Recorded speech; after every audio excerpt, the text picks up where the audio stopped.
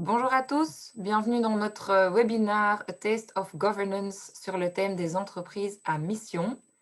Welkom iedereen voor onze webinar over missiegedreven bedrijven en organisaties. We zullen vandaag dit thema aanspreken. Le webinaire aura lieu en français, en néerlandais et en anglais. Donc voilà, l'idéal c'est chacun sa langue et les orateurs vont un petit peu changer de langue et alterner. Dus wij zullen dit webinar in de 3 talen, Frans, Engels en Nederlands, hebben. Voor de vragen zullen wij zien nu, maar jullie kunnen altijd de vragen in jullie eigen taal stellen. Alors, je vais peut-être commencer avec quelques petites règles par rapport à nos webinaires en général. Donc, vous êtes tous en mute, mais vous êtes invités à participer entre vous si vous voulez échanger via le chat. Il faut juste savoir que tout ce qui sera posté dans le chat ne sera pas repris pour les questions et réponses. Dus ik zal niet de chat kijken voor Q&A. En als jullie vragen hebben, dan vraag ik jullie om de Q&A-module van de Zoom te gebruiken. Dus dat is in de menu Q&A en jullie kunnen daar vragen stellen. Si vous avez des questions à poser, donc je viens de le dire en néerlandais, je le redis en français, je vous demande d'utiliser pas le chat, mais le Q&A module parce que c'est beaucoup plus facile pour nous de suivre les questions via ce petit module. Il est dans le menu noir qui est en bas de votre écran. Et donc, vous pouvez poser vos questions à cet endroit-là. Si vous voyez des questions posées qui vous intéressent, vous avez aussi la possibilité de les liker. Et comme ça me donne à moi une indication sur les questions qui intéressent le plus de personnes. Et comme ça, on commence avec ces questions-là. Dus jullie kunnen ook voor de vragen van andere mensen een like zetten. En dan komen deze vragen boven in mijn lijst, zodat we starten met de vragen die de meeste mensen interesseren. Si vous avez des soucis techniques, n'hésitez pas à me contacter via mon numéro de téléphone, par SMS ou via le chat par rapport aux soucis techniques. Mais quand moi, je partage mon écran, je ne vois pas le chat. Donc, ik zal het daarna checken. Maar als jullie technische problemen hebben, beter via mijn telefoon, via een tekst of een WhatsApp. Voilà, dat is voor de regels. Dus welkom iedereen voor het thema van vandaag over missiegedreven bedrijven. Je suis très contente de vous accueillir avec tous nos speakers aujourd'hui sur ce thème assez innovant et très intéressant. Je suis aussi ravie qu'on ait eu tellement de personnes inscrites, donc je suis très contente de tous vous voir. Je vais commencer aujourd'hui par vous présenter une petite vidéo qui a été enregistrée avec Philippe Lambrecht, qui est secrétaire général de la FEB, qui était avant en fait dans notre conseil d'administration chez The Shift aussi, qui est juriste, et qui va faire une petite introduction par vidéo parce qu'il ne pouvait pas être présent aujourd'hui. Daarna zullen wij Marleen en Bram horen van Impact Advocaten. Die zullen meer de theoretische kader uitleggen van hybrid companies combining profit and purpose and what does Belgian legislation offer. Deze zal in het Engels doorgaan.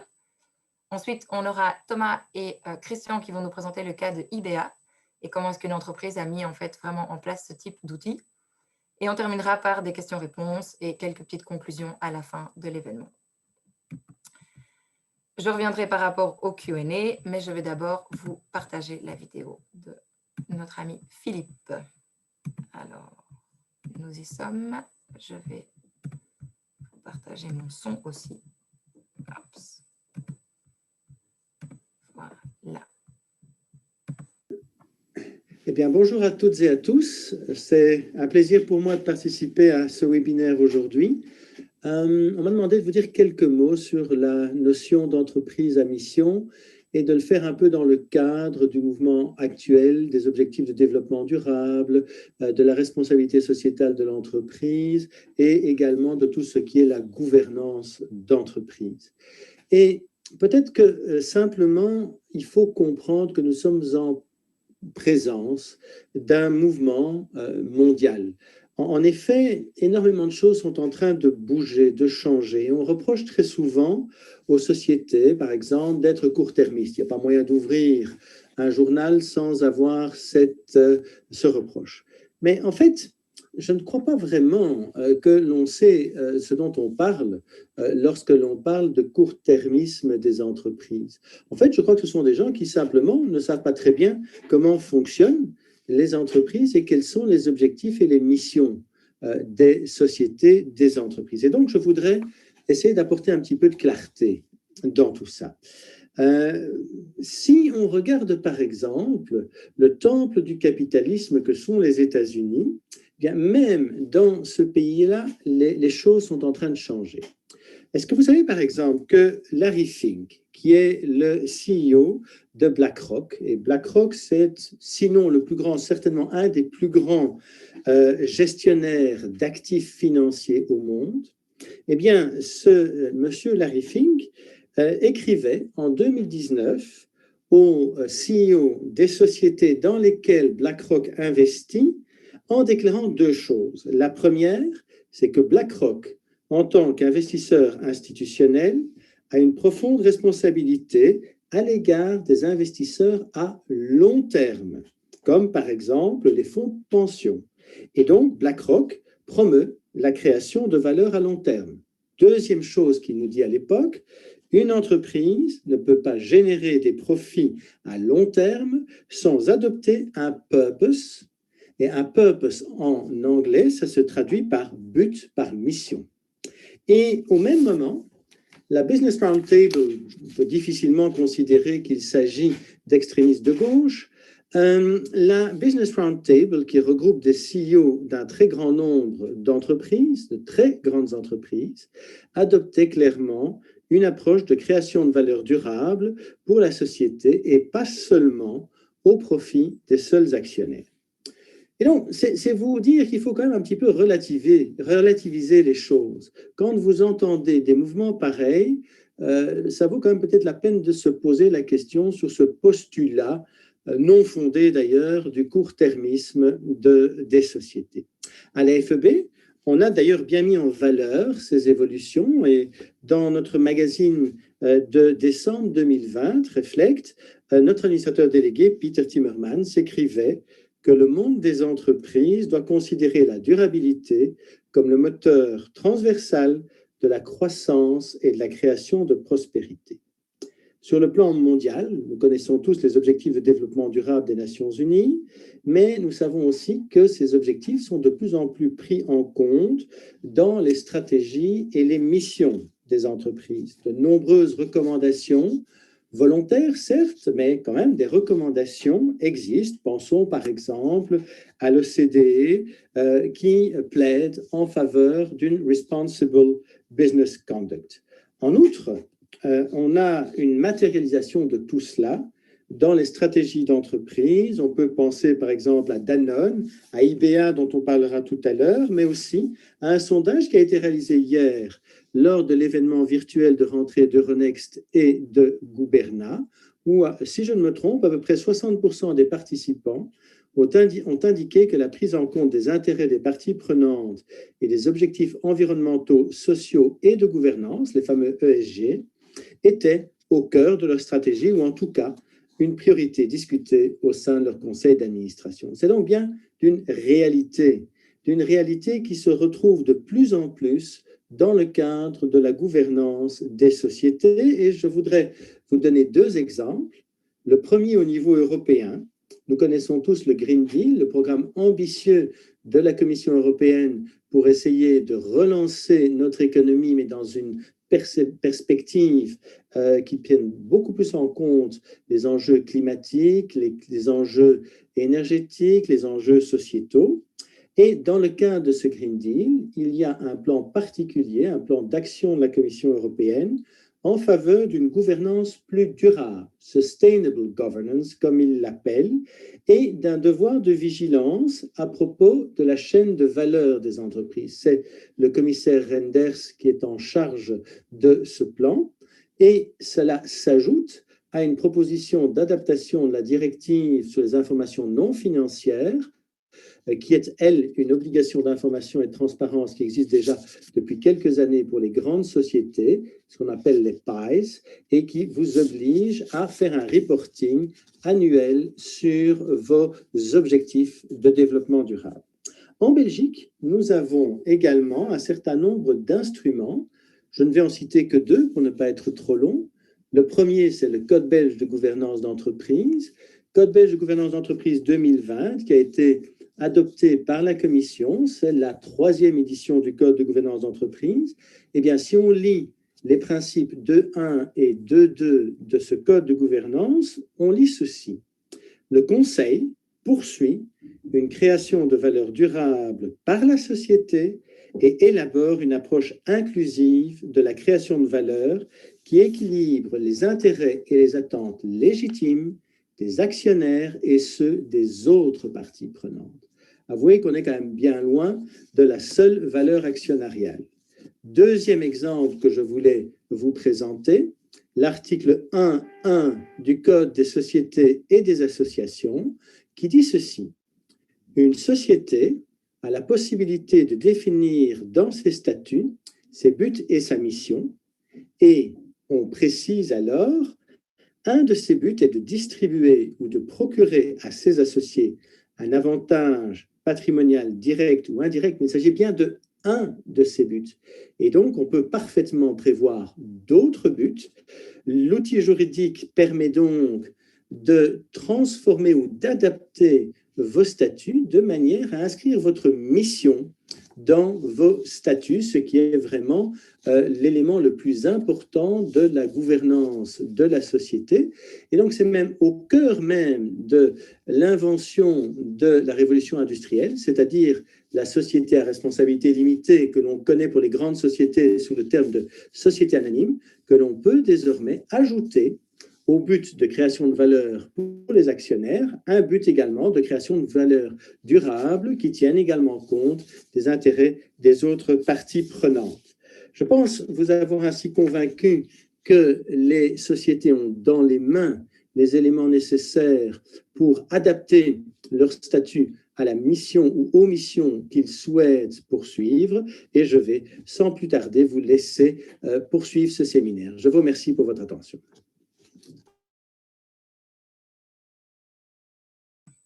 Voilà pour la petite introduction de la part de Philippe. Je fais juste une toute petite note par rapport au thème d'aujourd'hui. Donc, ceci n'est pas un webinaire qui est focalisé sur le thème B Corp. On va en parler dans les présentations. Mais si vous avez des questions vraiment qui sont spécifiques à la certification B Corp, on a une session d'information dont je vais parler dans les conclusions. Voilà. Marleen, ik nodig u om uw scherm te delen en om te starten met uw presentatie. Marleen, u bent nog op mute. Super. Zeker. Goedemiddag iedereen. U kan nog niet liplezen, hoewel we dat allemaal meer en meer beginnen te oefenen. Het is een plezier om deze middag voor de Shift te mogen spreken over entreprise à mission of de missieonderneming. Ik ben van Impact Advocaten een van de stichters. Ik ben mijn hele leven als het ware met missieondernemingen bezig geweest en nog altijd bezig. Oorspronkelijk begonnen vanuit de VZW-sector. Vandaag de dag veel meer in de hybrid combination van purpose en profit betrokken. Dus het is een hele prettige reis, zal ik maar zeggen, doorheen de tijd, zowel in mijn persoonlijke carrière als in het kader van de evoluties die we zien bij ondernemingen. Ik ga mijn presentatie zo dadelijk in het Engels geven, omdat mijn brein het moeilijk heeft om Engelse slides te projecteren en vervolgens in het Nederlands te spreken. En ik er eigenlijk van uitga dat dat wellicht voor een aantal deelnemers ook zo is. Maar voel u vrij om uw vragen te stellen in de taal die u verkiest, als u op het einde van deze sessie nog vragen te stellen heeft.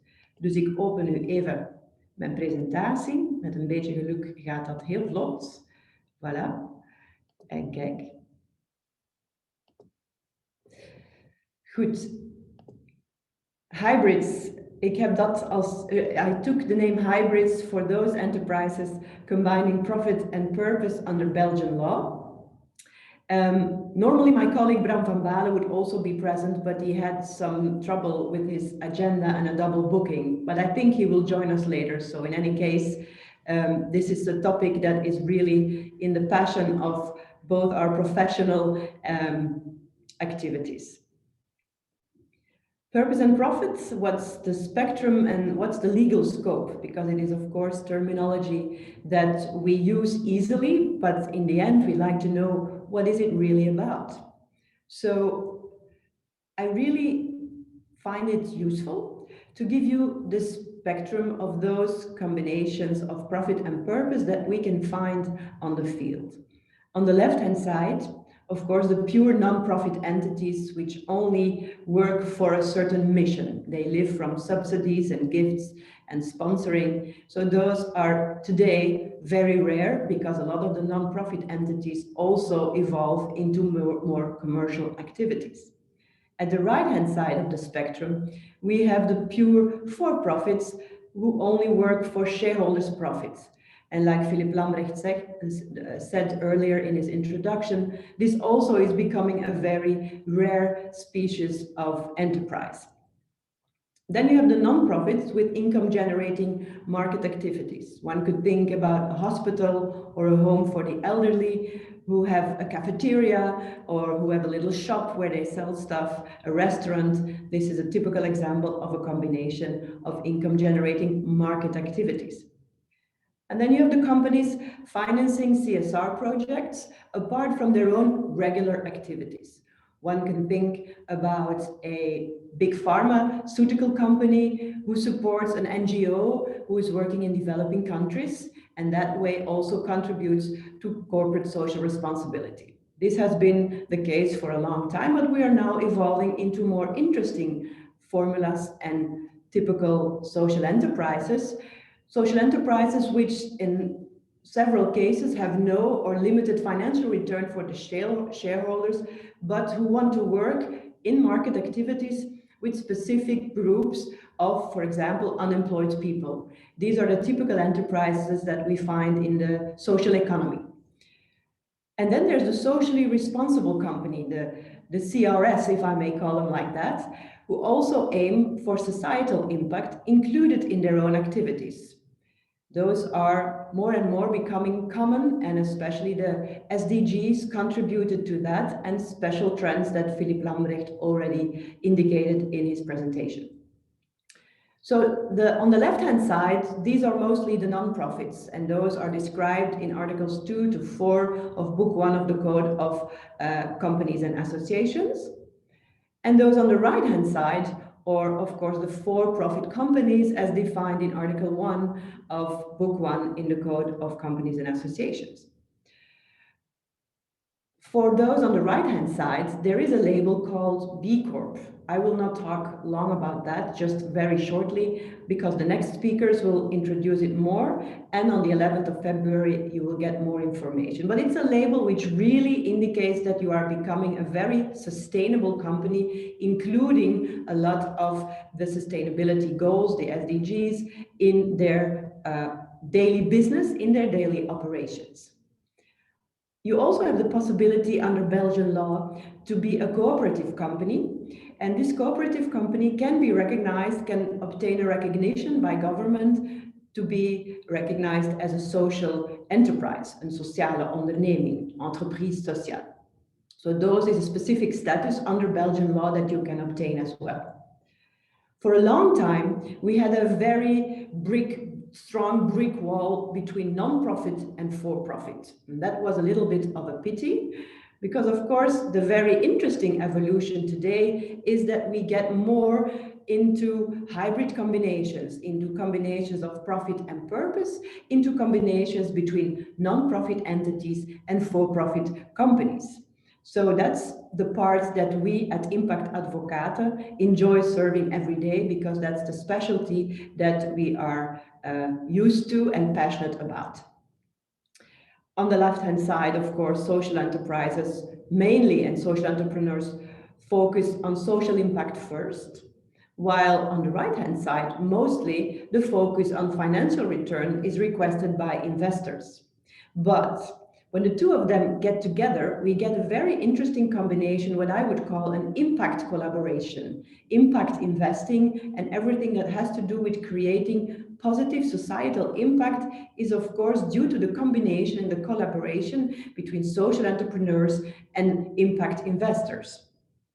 And so I like to call these the hybrids. The hybrid combination, either within the business model, the combination of profit and purpose, or in a hybrid collaboration between non-profits and for-profits.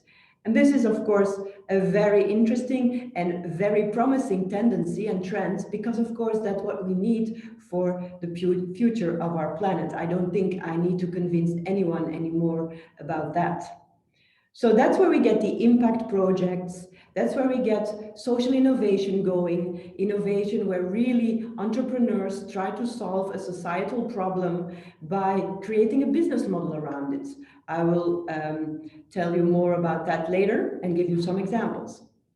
And also the hybrid collaboration. So as you can see, the word hybrid is really a good word to have the combination of profit and purpose within the business model or within the collaboration between non-profits and for-profits. So this is really the spectrum that is very much alive, very much moving, and creating a lot of opportunities for new business models, and maybe also for the opportunity to leave Napoleon's legacy and Napoleon's old model for the company behind us and move forward into a new trend. So the mission enterprise, what is meant by mission enterprises? Well, you have, of course, a spectrum of missions. And if you would like to capture those in a very broad framework, you could say that everything related to sustainability and the 17 SDGs, as you all know, could be part of a mission of a company. And those could be realized either by external CSR projects funded by the company, or by sustainability really integrated in the business operations of the company itself. So, and if it's a socially responsible company, they apply variations and gradations of one or more of the SDGs that they try to realize within their business model. For example, by limiting the ecological footprint, which is a classic, or they could even aim for social innovation, a specific aim at solving societal problems with a profitable business. Here, I could give the example, for example, of Studio Ama, which is a fashion company where the founder decided that all the leftover fabrics in all other branches of creating sofas, creating other garments, creating curtains, will be used by her to develop and design clothes with leftover fabrics. And that's really a very innovative way of trying to use, leftovers to create new fashion without having to create new fabrics. Or the first restaurants which starts to serve insects, or the vegetable rooftop farms which create vegetable gardens on rooftops in cities. So that's the part, the social innovation part, where there's a lot of things going on, and where we will see very interesting models of new businesses, profitable businesses that really try to solve also these societal issues and problems that we need to tackle urgently to make sure that the planet is viable for the next generations. Of course, within all these ambitions for missions, an important key question is always, how can we measure the impact of our mission? How can we measure the realizations of our mission? And that's where you have several models. For example, the B-Lab assessment related to the B Corp label that comes in, but you also have other possibilities to measure the impact. But it's important to avoid that we do what could be called greenwashing or window dressing, or just creating a very nice annual report with all good intentions, but without really being able to measure the impact that we created, positive impact that we created based on the missions that we put for us. So the mission company is, in a legal scope, there's no definition for the mission company under Belgian law. In France, you have the Société à Mission since a short while, which allows indeed companies to also include the mission in their articles of association and present themselves as a Société à Mission. In Belgium, it's not so explicit, but as Philippe Lambrecht already pointed out, we do have a possibility in the definition of the company in the Code of Companies and Associations that we are allowed to include in our articles of association our mission, because it says clearly one of its purposes is to provide to its shareholders a direct or indirect capital advantage. So for a long while, for many centuries, according to Napoleon's definition, a company could only aim at creating capital advantage for shareholders. Now, with the new code, we are allowed to also aim for other purposes and missions. So that's really a stepping stone to include it in the mission and to include the mission in the Articles of Association. As I pointed out already on the spectrum visual, there's a specific status which really includes this mission in its daily works and in the reporting relating to it, which is the cooperative company recognized as a social enterprise. And then the specific label of B Corp as a separate label, which is a private label by B Lab, and after an assessment, which my colleagues from IBA will talk about. So the hybrid mission is, of course, a possibility to push the paradigm shifts. And that's something I really enjoy talking about, because for a long while, there was a classic paradigm. You had the rational, economic, hard sector, for-profit corporates. And then you had the hard, the holistic, the soft, the not-for-profit hippies. So it was an or paradigm. It's the one or the other. That's the brick wall in my visual. Today, luckily, there's a new paradigm, which I would call hybrid thinking. Hybrid thinking, which we see in leadership, in management, in business approaches, in personal growth. And it's really a new approach where we combine this hybrid thinking. It's a key to social innovation, and it is also supported by hybrid enterprises and by hybrid setups and collaborations between non-profit organizations and for-profit organizations. So if you ask me, the future is hybrid because we are all hybrids. Some inspiring examples to show you hybrid setups, hybrid collaborations. You probably, or you might know the architects, DMOA. They are very known because they are very creative and won several prizes. But at some point, they were triggered by the problem of the refugees. And also especially triggered by the problem of all the waste that was created in the refugee camps, because the tents that are used in refugee camps, they are only used a few seasons, and then they create a gigantic problem of waste because they are not very sustainable. And so they created a sustainable shelter, which is built in very sustainable fabric and which can be filled locally by material, by sand, by stones, by anything that you can find on the location, so that it is very strong and can stay there for many, many years. And their business model is also a circular model. And it is also a hybrid model, because what happens is that they rent the Maggies, the shelters that they create, and they are really state-of-the-art shelters. They're not like small tents, but they're very big housing almost. And they rent these Maggies to schools here in Belgium, schools in Belgium that have a renovation project and temporarily need to leave their buildings to do the renovation, but need another location. And then they built these Maggies where the school can use during the renovation for 1 or 2 years. And after 1 or 2 years, the shelter is then donated to a school in a developing country, so that children in less fortunate areas can there have a decent school. These donations are funded either by the schools here, the students here, or by donations and crowdfunding, so that it can be, of course, transported and be reused in a developing country. And that way you connect the world and you get a circular business model by renting, donating, and connecting really different types of children all over the world. Another interesting example of these hybrid setups is Rising You. Rising You is actually founded by a passionate climber, Benjamin Gerard. And in his passion, he also realized that he could use this passion of climbing or for climbing to educate refugees and people that have been unemployed for a long, long time, and to teach them climbing skills, but mostly to teach them professional skills to clean windows on great height or to repair electricity poles on great height.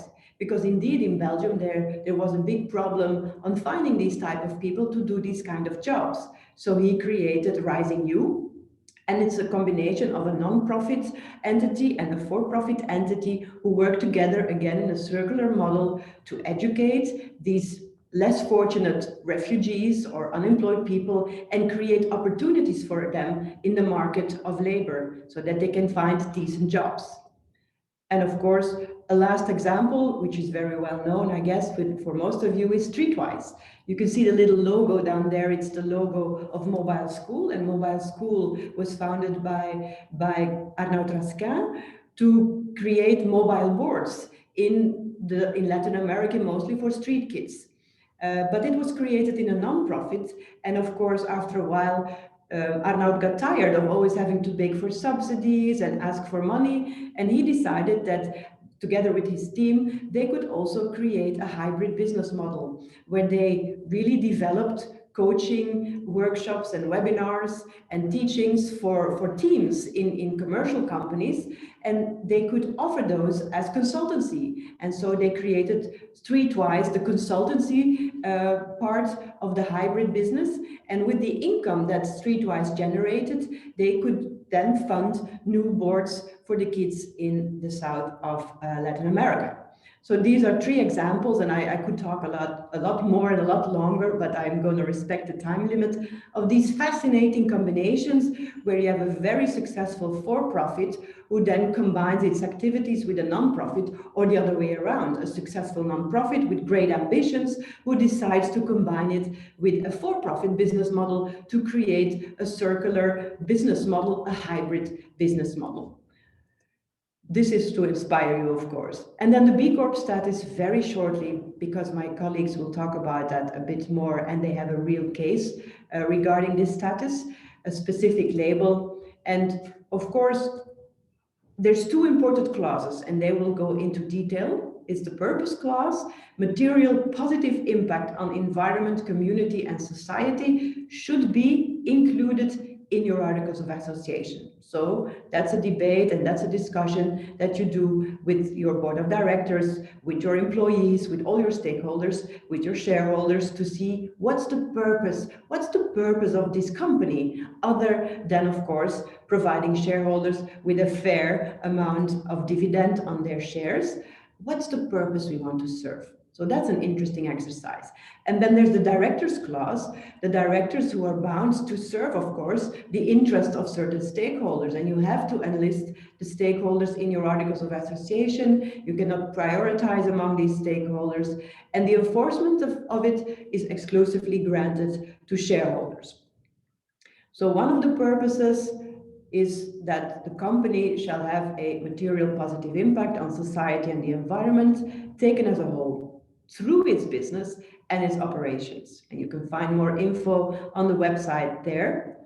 Also, I will not go into detail, but I can tell you that we were involved in drafting the Belgian guidelines. So you can find templates for these guidelines on the website of bcorporation.eu. And you can, if you scroll down for Belgium, you can find a memo which can enlighten you in more detail. And you can, of course, also find some draft guidelines to inspire you. And I'm not going to give away much more because there will be a webinar by The Shift on the 11th of February. So I'm sure Lara will invite you later on to tell you more about that. So thank you for your attention. Any questions? You are, of course, free to ask them, but after my colleagues gave their speech on how they became a B Corp. Thank you, Marleen, voor cette présentation. Je pense qu'on a maintenant beaucoup d'informations théorique sur ce qui est possible et on va évidemment plonger dans un cas pratique. Et donc, j'invite Christian et Thomas à nous présenter le cas d'IBEA. Thomas, tu es encore en mute.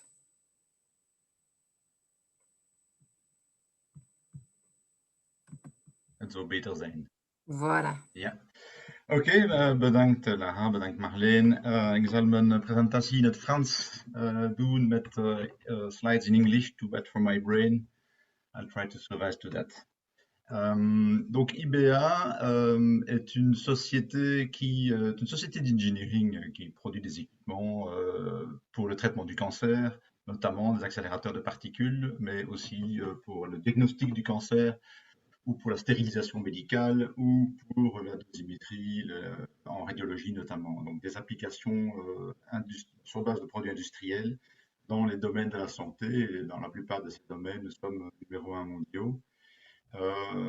C'est une société qui a, avec ses produits, traité plus de 100 000 patients à ce jour du cancer. Donc, on a un impact dans ce domaine-là qu'on considère très important, avec 600 accélérateurs de particules installés partout dans le monde, sur 5 continents, 1500 employés. Donc, tout ça pour dire qu'on est une société quand même qui avons un impact assez important en termes de produits, mais aussi en termes environnementaux ou de production d'équipements et de matériaux.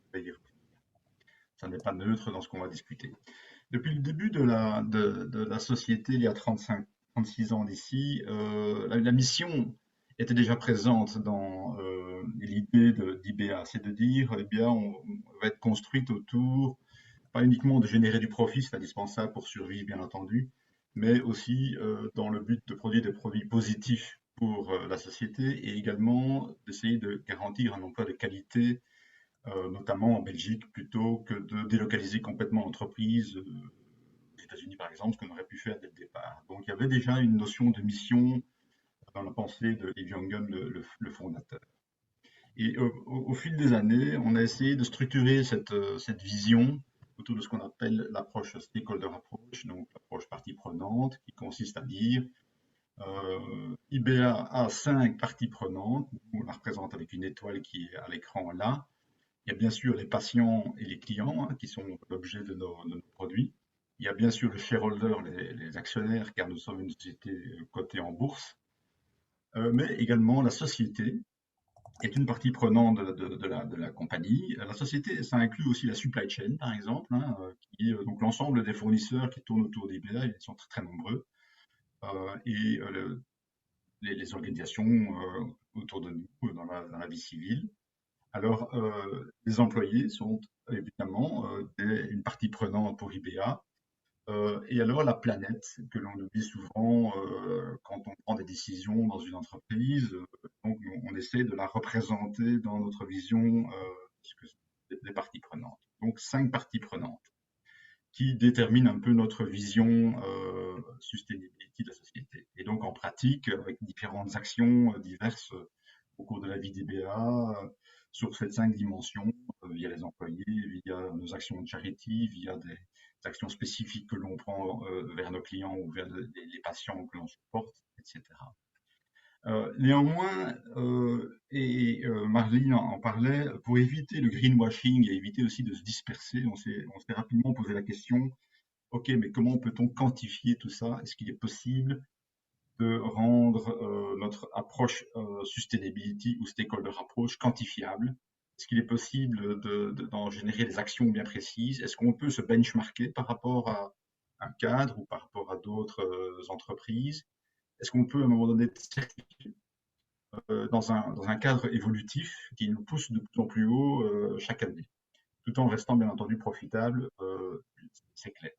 Est-ce qu'on peut aussi s'inscrire dans une communauté de practice et d'entreprise? Est-ce qu'on peut, avec tout ça, attirer des talents, des nouveaux employés, les garder aussi, etc. Et c'est là que nous sommes rendus compte de l'existence de B Corp, de ce cadre dont on ne va pas trop parler aujourd'hui, mais qui sous-tend tout ce que Christian va raconter après pour l'update de nos statuts. Donc, on a trouvé que B Corp, ce mouvement mondial, mais démarré aux États-Unis en 2006, était pour nous vraiment un très très intéressant cadre de réflexion pour structurer notre démarche sustainability et éviter justement de se disperser et éviter de faire du greenwashing.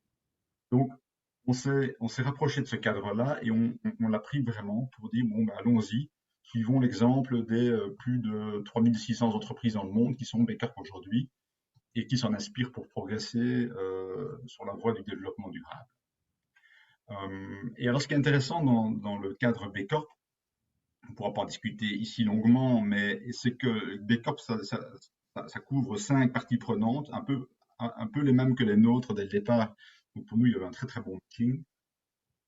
Et ça oblige aussi un certain nombre de choses au point de vue légal. Donc, entre autres, qui est entouré en rouge ici, B Corp demande inscrire dans les statuts de la société le partage des valeurs entre les différentes parties prenantes comme obligation pour la gestion de la société. Et donc, à cette occasion-là, on s'est dit, mais allons-y, faisons d'une part la certification B Corp, et on a commencé ça début 2020. Progressons sur ce chemin-là, on va essayer, normalement on sera certifié début de cette année-ci, et en parallèle, commençons déjà le processus d'update de nos statuts légaux, puisque c'est de toute façon exigé par le protocole B Corp, et qu'on avait l'occasion de le faire. Donc on s'est tout de suite inscrit dans cette réflexion-là, et on a découvert au cours de cet exercice B Corp plusieurs choses intéressantes. Un, c'est vraiment un eye-opener, donc une façon de voir très clair sur nos forces et nos faiblesses en tant qu'entreprise. Un très bel outil pour rendre la sustainability cohérente et actionnable. C'est un processus assez léger, je trouve. Les coûts raisonnables en efforts et en financiers. Ça dure quand même 1 an, mais bon, voilà, c'est assez raisonnable. Et il y a de très chouettes liens qui se créent avec la société. Donc, très utile pour nous. Et cela vous explique comment on a décidé de updater nos statuts de la société. Et pour ce faire, eh bien, Christian, je hebt het woord. Dankjewel, Thomas. Dus zoals Thomas inderdaad zei, alles start met de visie van de founder van ons bedrijf, Yves Jongen, die al in 1986 zei, wel, het winst maken is niet een doel op zich, we moeten daar iets mee doen. En dat heeft eigenlijk de hele bedrijfscultuur van IBA sinds het begin gestuurd. En we wilden dat ophangen aan een kapstok. En de kapstok die we vonden bij gebreke aan een wettelijk kader destijds was de stakeholder approach. Die Thomas uitgelegd heeft met onze 5 groepen van betrokken partijen. En natuurlijk later dan ook het meten daarvan, zodanig dat het niet bij loze beloften bleef, maar ook meetbare commitments waren. En dan inderdaad is dus het nieuwe wetboek van vennootschappen gekomen vorig jaar. En dan zijn wij onmiddellijk op de kar gesprongen om daar het maximale uit te halen. Ook al omdat wel elke vennootschap sowieso zijn statuten moet veranderen. Hè. En we hebben daarvoor 4 jaar gekregen van de wetgever. Dus IBA heeft dat onmiddellijk opgestart. En we hebben onze doelstellingen, onze missie ingeschreven in de statuten. In artikel 3, maar ook in artikel 10, waar we de verantwoordelijkheid voor de uitvoering uitdrukkelijk bij de Raad van Bestuur gelegd hebben. En wat minder bekend is dat, en ik kom daar onmiddellijk op terug, is dat we hebben ook ontradende maatregelen ingevoerd in onze statuten om aandeelhouders die we eigenlijk niet wensen in ons aandeelhouderschap, om die te ontraden. Met name venture capitalists, short-term investeerders. Dus er zijn maatregelen in onze statuten ingevoerd om hen te ontraden. En dat kadert eigenlijk ook in die algemene cultuur dat wij daar voor de long term zijn, dat wij onze missie willen bewerkstelligen en daarvoor uiteraard tijd nodig hebben. Dus inderdaad, Thomas, volgende. Wat zijn de stappen in dit proces? Bon, dat is zeer juridisch en dat is zoals bij elke statutenwijziging. Dat is niet anders nu. Maar ik denk de belangrijkste etappe is wat wij noemen het gemotiveerd rapport. Waarom je de doelstellingen, het oogmerk wil veranderen van de vennootschap. En dat is dus een rapport dat gepubliceerd wordt, dat opgesteld wordt door de Raad van Bestuur, onderschreven wordt door de Raad van Bestuur en die het kader uitlegt van, waarom willen we die stap zetten? En dus die tekst kan u krijgen. Ik geloof dat we die bij de presentatie zullen bijvoegen achteraf. Maar er zitten dus 3 stukken in dit rapport. Er is uiteraard eerst de wijziging van het doel, waarbij we het oogmerk, zoals de wetgever ons toelaat, hebben uitgebreid naar onze stakeholders.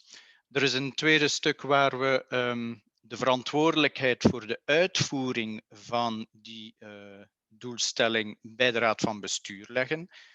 En er is een derde stuk waar we ook verwijzen naar B Corp, dus waar we inderdaad ook akkoord gaan met het feit dat wat we doen ook moet meetbaar zijn en moet kunnen gecheckt worden. Volgende.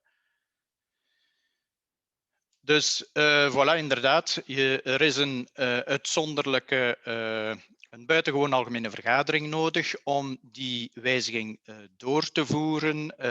Er is een meerderheid nodig van 80% om die wijziging van het doel en oogmerk door te voeren. Dus dat is een zeer grote meerderheid. En terecht, want het is inderdaad wel een fundament, een fundamentele pijler van het wezen van de vennootschap. Dus hoe hebben wij dat gedaan? Zoals gezegd, we hebben een heel lange bedrijfscultuur die stakeholder approach al altijd heeft gevolgd. Als je onze jaarrapporten bekijkt sinds 1986, ga je die idee steeds terugvinden. Dus IBA had die reputatie al van toch wel belang te hechten aan meer dan alleen shareholder value en return on investment. We hebben dit in 2 stappen gedaan, inderdaad. Wel, waarom? Niets uitzonderlijks. De eerste vergadering had het quorum niet, het aanwezigheidsquorum. Men moet 50% van de aandeelhouders aanwezig hebben en in de meeste aandeelhoudersvergaderingen lukt dat niet de eerste keer, dus daar is niks uitzonderlijks aan. Maar bij de tweede samenroeping van de buitengewone vergadering waren we toch wel rond de 75%.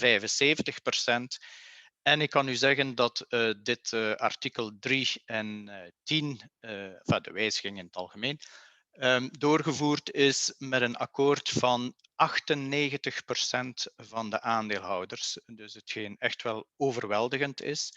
En nogmaals, zonder dat we daar eigenlijk heel veel inspanningen hebben moeten doen. We hebben geen roadshow moeten organiseren om onze aandeelhouders te overtuigen. Dat was niet nodig. Bon, IBA is een beetje een speciaal geval in de betekenis dat wij ook wel een heel sterke referentieaandeelhouder hebben, Sustainable Anchorage, die 20% van de aandelen in handen heeft. En die inderdaad die cultuur, die missie ondersteunt en steeds ondersteund heeft. Volgende. Dus voilà, en dan uiteraard, dat is gewoon de juridische stap, dat wordt gepubliceerd in het Staatsblad en dan wordt dat van kracht. De volgende.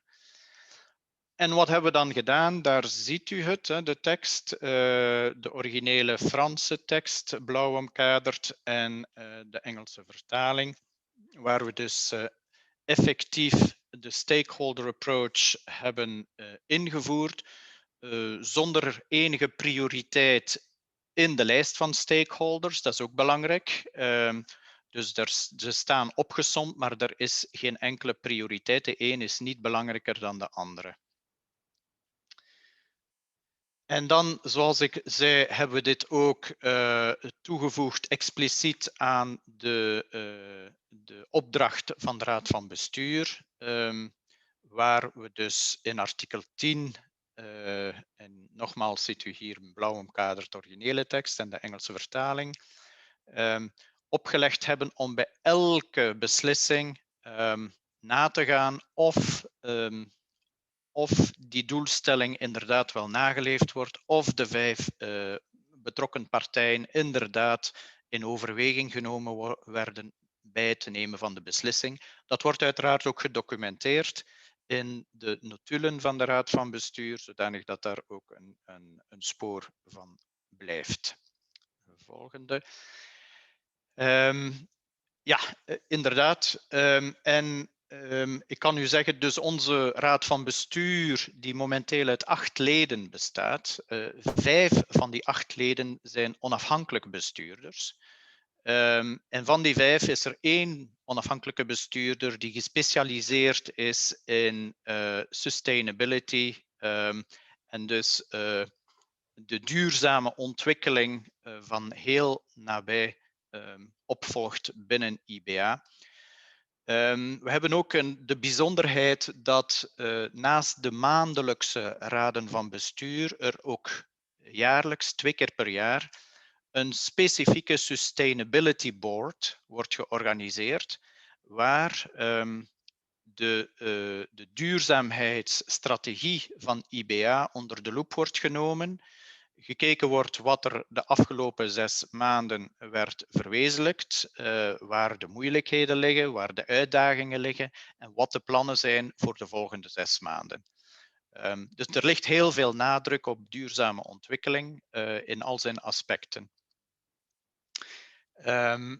Voilà. En inderdaad, ja, de laatste slide. We zijn geen entreprise à mission, omdat de Belgische wetgeving dat niet toelaat, hè, zoals Marleen al uitgelegd heeft ook. Maar het Belgisch wettelijk kader heeft volgens mij ons toch wel de nodige middelen gegeven om op eenzelfde manier die doelstellingen te vertalen in onze governance documentatie en ook in onze dagelijks bestuur van de vennootschap. Ziezo.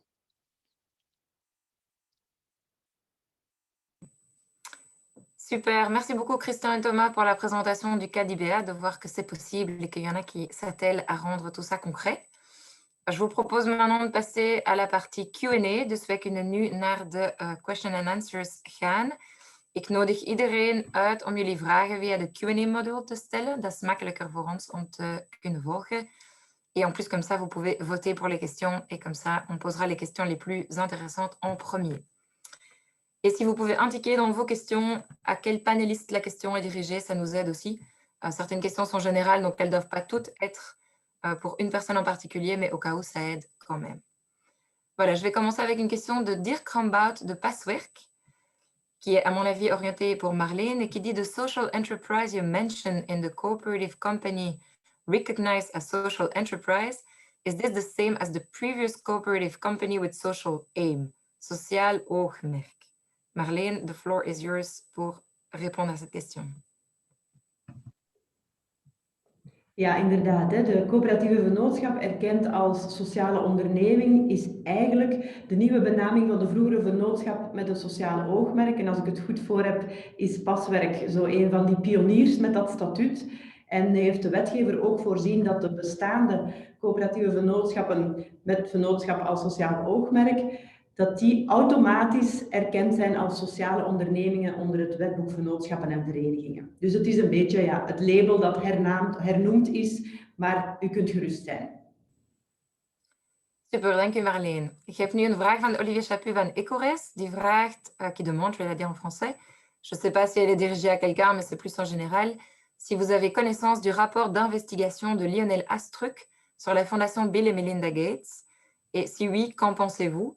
Et que pensez-vous de propos comme philanthropocapitalisme et de l'art de la fausse générosité? Question assez challenging. Je ne sais pas si quelqu'un veut se lancer. Marleen? Ja, het is een interessante vraag. Ik hou heel erg van het effective altruism. En dan maakt het mij niet uit of het Bill en Melinda Gates zijn of een kleine donateur die 20 euro schenkt, als de intentie van de donatie en de effectiviteit van het altruïsme groot is, dan is dat iets waar ik effectief geen andere oordelen over heb. Het rapport waar u van spreekt, dat heb ik nog niet gelezen, dat ken ik niet, dus daar kan ik geen mening over geven. Maar ik weet dat er soms wel wat te doen is over ook European Venture Philanthropy, of dat is dan vooral de corporate venture philanthropy, dat een beetje scheef wordt bekeken. Maar daar heb ik eigenlijk geleerd van als het bijdraagt tot iets wat een missie voor de wereld kan verbeteren, of dat iets heel klein is of iets heel groot is, en het gebeurt met de juiste intenties, dan is dat heel waardevol. Merci Marlène. Est-ce que les deux autres, vous voulez ajouter quelque chose sur cette question ou...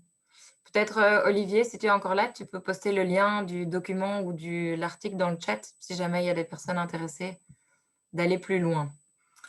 J'ai ensuite une question de Sonia Bonus de Danone pour Thomas, où elle dit « Merci pour la présentation. Est-ce que tu peux clarifier si vous avez changé vos statuts » Je vais le dire en anglais parce que la question est en anglais. « Could you clarify if you have changed your status based on legal wording of BLAP, CFR mission lock in the governance pillar of B Corp BIA, or if you have changed your status to be an entreprise à mission, French statute for company. Because I did not know the status entreprise à mission exist for Belgium. En effet, je pense qu'il n'existe pas. Si, donc en fait, effectivement, Sonia a indiqué qu'entre-temps, la réponse avait été donnée dans ma présentation. Comme c'était en mars 2020 qu'on avait l'occasion de updater nos statuts, à l'occasion d'une assemblée générale extraordinaire, à cette époque-là, en effet, il n'y avait pas de statut belge pour B Corp. Et donc, ce qu'on a fait un mix du texte français et du texte hollandais, et on a pris le pire cas des deux. En fait, on a pris le plus exigeant des deux textes, combiné tout ça et mis ça dans nos statuts. Et entre-temps, le texte de BLAP, Belgium, est arrivé et correspondait peu ou prou à ce que nous avions fait. Super, merci. Mais du coup, désolée, je n'avais pas vu la deuxième remarque de Sonia plus bas. Il nous reste 2 minutes avant la fin. Je vais continuer avec les questions. Je voulais juste informer tout le monde qu'à 1h, c'est censé être la fin de l'événement. Donc, si jamais vous devez partir parce que vous avez d'autres engagements, vous êtes tout à fait libre de quitter le webinaire. Mais voilà, moi, je suis encore là. Et si on a encore des questions et que des personnes sont prêtes à rester, même chose pour nos panélistes. Ceux qui ont envie de rester, vous êtes bienvenus pour rester. Et on continue avec le Q&A. Dus voor iedereen, om 1 uur normaal gezien stoppen we met deze webinar. Maar wij kunnen wel blijven voor degenen die willen blijven met de Q&A te doen.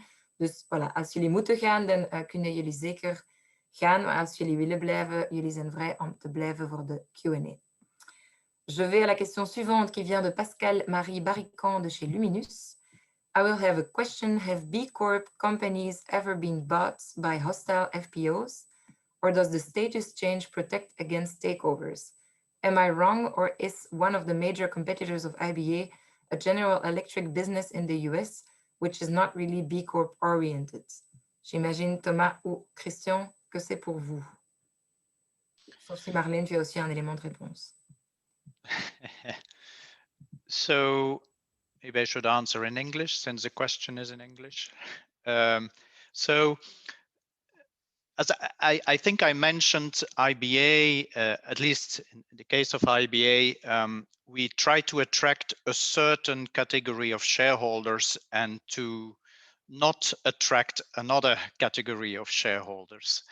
And so we built in our articles of association, obviously, like many companies, defense mechanisms against hostile takeovers, specifically aimed at those takeover candidates that aim at,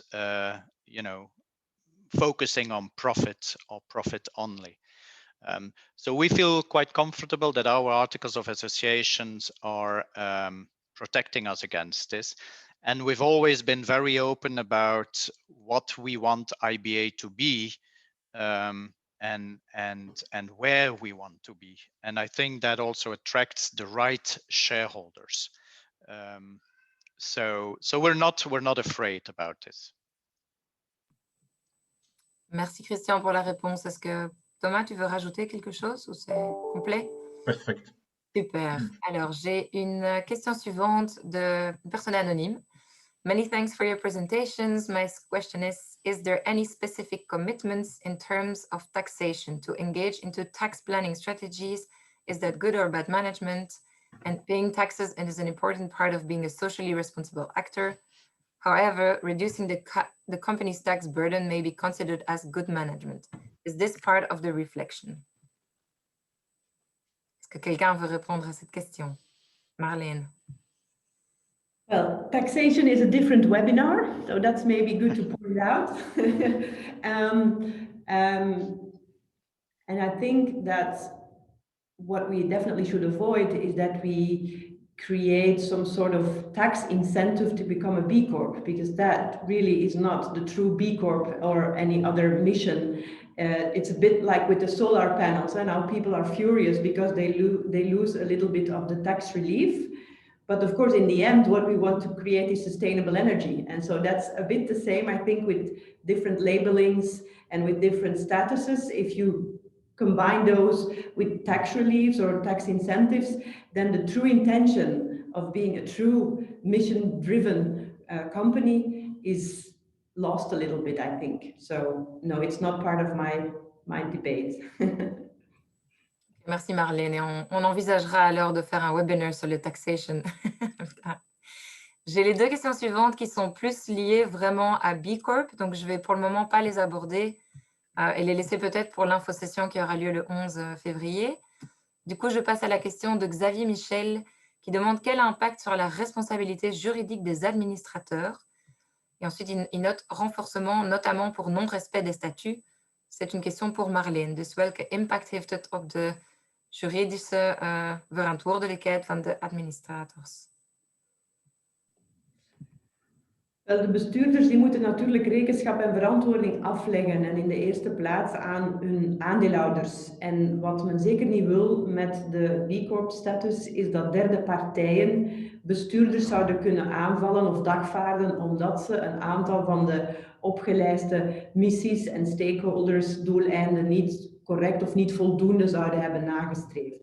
Dus het is wel heel duidelijk dat men met het B Corp label er niet op uit was om een soort class action mogelijk te maken, waarbij bestuurders in elke stap die ze zouden zetten of elke actie binnen de organisatie die ze ondernemen om hun B Corp missie te realiseren, zouden kunnen gedagvaard worden door derde partijen. Dus daar wordt heel duidelijk op aangestuurd, ook in de templates van de modelstatuten en in het B Corp status as such. Natuurlijk, het is ook geen vrijgeleide. Als een bedrijf effectief aan greenwashing of loutere window dressing doet, dan zal er vroeg of laat wel een vraag rondgesteld kunnen worden en dan krijg je sowieso een reputatieprobleem. Dat in de allereerste plaats natuurlijk. Merci Marlene pour cette réponse. La question suivante vient de Vincent Troyens. Quels sont les enseignements principaux de la mise en place du Sustainability Board, les réussites et les limites? Et quels sont vos conseils pour vos pairs? Merci. Thomas? Oui, je peux peut-être dire un mot là-dessus. C'est très important d'avoir l'oreille du board et pouvoir passer 3 heures à un Sustainability Board, c'est 3 heures, donc 2 fois 3 heures par an, rien que sur ce sujet-là, dans un board. Ça a beaucoup d'abord d'effet d'alignement entre les différents membres du board. Et deuxièmement, beaucoup d'impact derrière sur la stratégie de l'entreprise, parce qu'une fois que c'est discuté au niveau du board et agréé au niveau du board, il est évident que derrière, il est beaucoup plus facile de faire suivre les décisions au niveau du management et dans l'opérationnel de la société. Donc, c'est vraiment une démarche essentielle et très positive. Est-ce qu'il y a quelqu'un d'autre qui veut rajouter sur ce point? Je passe à la question suivante de Greg Renders to Marlene. Which obligations does the change of status create for the company? In other words, nothing seems to prevent a company from using business as a force for good without changing its status. So what does this entail?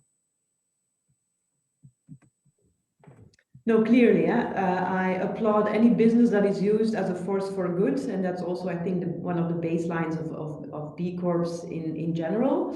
And if you can convince your stakeholders, your clients, your employees that you are doing great without the B Corp label, fine.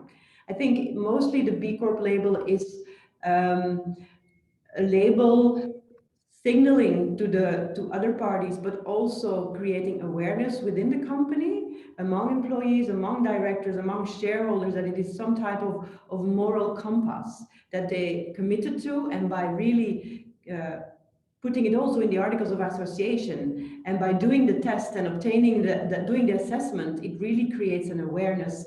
And I think that's the strong leverage that you create with the label. But indeed, there's no must. There's definitely no obligation to do it. And if you can convince everybody within your team and also within the external world, your client and customers, that you are indeed also a force for good, then that's great. Because of course, sometimes people question whether a private label, because the B-Lab assessment is a private label and a private organization, which was created first in the United States, gets a bit criticized because it is private. But it's not because it's private that the intentions are wrong. And the assessment, I'm sure that Thomas and Christian can vouch for that, is quite heavy, because you have to go through an entire procedure and look at all the different aspects of your organization. So maybe they can testify on how much time it took to do it.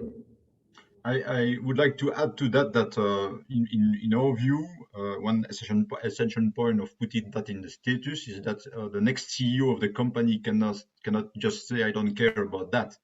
It's in the status. So you have to reverse everything if you want to change again. That's the big difference.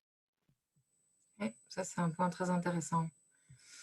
J'ai une autre question intéressante aussi de la part de Véronique Joassard de Silvanova qui demande, une fois engagée par un tel statut, comment l'entreprise est-elle contrôlée? Existe-t-il un contrôle spécifique autre que celui déjà appliqué aux entreprises?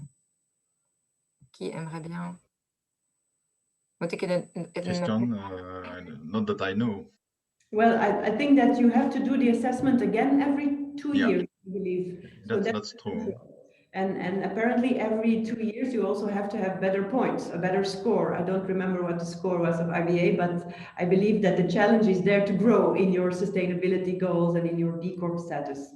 Yeah, but there is nothing legal with that. I mean, you can just drop the certification if you don't want to do it anymore. On the legal standpoint, I'm not sure. There's no legal sanction, of course. No. Si je peux poser une question, moi j'avais aussi compris que par un changement de statut, on devient legally liable. N'importe qui peut nous attaquer en fait, vu que c'est public et qu'on a un changement de statut public. On peut avoir un stakeholder externe qui pourrait dire, tiens, vous respectez votre mission. Ça, c'est pas... Non. Il s'agit d'une responsabilité par rapport à l'actionnaire, pas par rapport au tiers. Ok. C'était toutes des réponses à des questions très intéressantes. J'avais encore 2 questions, mais qui sont vraiment liées à B Corp, donc on ne va pas les aborder aujourd'hui. Je vais peut-être très rapidement repartager mon écran avec vous pour clôturer ce webinaar. Dus dank aan alle sprekers en aan alle deelnemers voor jullie vragen, aanwezigheid en getuigenissen. Dat was super, super intéressant, ook voor mij. Ik heb veel geleerd. J'espère que vous aussi, vous avez appris beaucoup. Petite info, comme on l'a dit, donc voici nos événements à venir. Il y a donc une info-session B Corp le 11 février de 9h30 à 11h30, où vraiment le focus va être de répondre à toutes vos questions sur la certification. On a le 4 février une session un petit peu out of the beaten tracks. On lance une série A Drop of Resilience dans notre programme, étant donné la crise actuelle et voilà, le besoin qu'on ressent pour nos membres d'aussi parler de résilience personnelle. Donc ça, c'est nouveau. C'est une nouvelle série dans notre programme. Si jamais vous avez des choses à partager ou que vous travaillez sur ce thème-là, n'hésitez pas à venir nous voir pour faire partie du programme. Dus over the Drop of Resilience, als ik zei in het Frans, het is een nieuw programma dat we lanceren. Meer over personal development en personal resilience. Dus als jullie iets te zeggen daarover, dan kom zeker naar mij terecht, want dat kunnen wij bespreken voor de volgende sessies van deze programma. Voilà, et ensuite on a 2 webinars sur le thème des Science-Based Targets dans le cadre de notre Belgian Alliance for Climate Action. Mais comme d'habitude, vous retrouvez toutes nos activités sur notre site internet dans la section activités. Voilà, encore merci à tous les speakers et à toutes les personnes présentes. Vous recevrez dans les jours qui viennent un lien avec le recording du webinaire et les présentations. Et le recording du webinaire sera aussi publié sur notre chaîne YouTube, qui est donc accessible au grand public. Donc voilà, si vous voulez réécouter ou même partager ça avec d'autres personnes en dehors du réseau, n'hésitez pas. Je ne sais pas, Christian, Marleen, Thomas, si vous avez quelque chose à ajouter. Nee, hartelijk bedankt iedereen. Merci beaucoup. The future is hybrid, hè? Dus keep going. The quote of the day, et je vous souhaite à tous du coup une excellente journée et à très bientôt, on espère, pour d'autres événements. Tot ziens. Merci à tous. Ciao. Oké, bye bye.